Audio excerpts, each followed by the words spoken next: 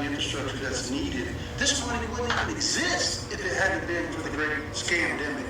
They created the problems that created the need, the shortage of tax funds and money. And you talk about 2022 and 2021, this might happen. I don't trust anything, including our elections, our Supreme Court.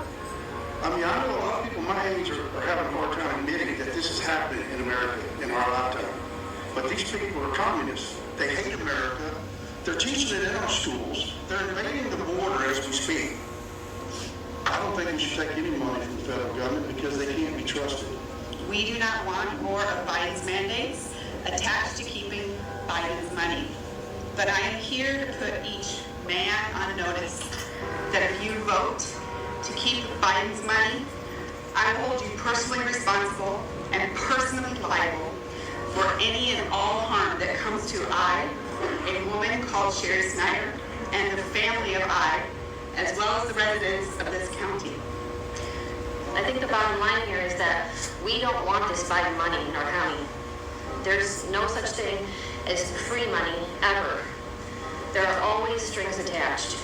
And the notion that we would keep the money in a separate account is not acceptable. We want you to send it back.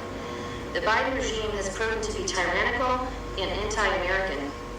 There is no part of this administration that has the good of America or Americans at heart.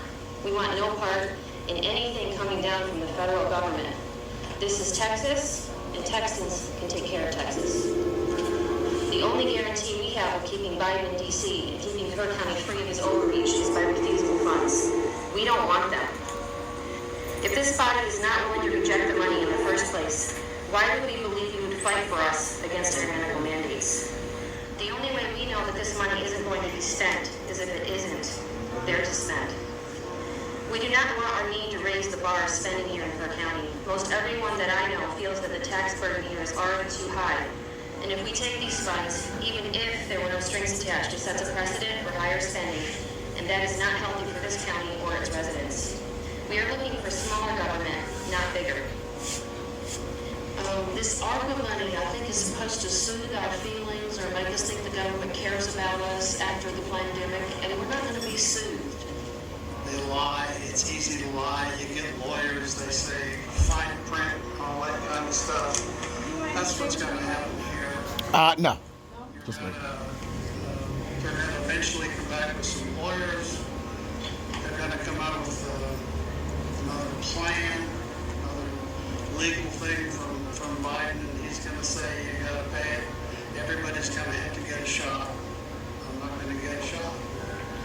What gets me is, you talk about spending this money on Kerr County infrastructure that's needed. This money wouldn't even exist if it hadn't been for the great scandemic.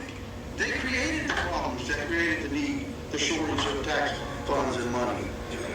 And you talk about 2022 and 2021, this might happen. I don't trust anything, including our elections.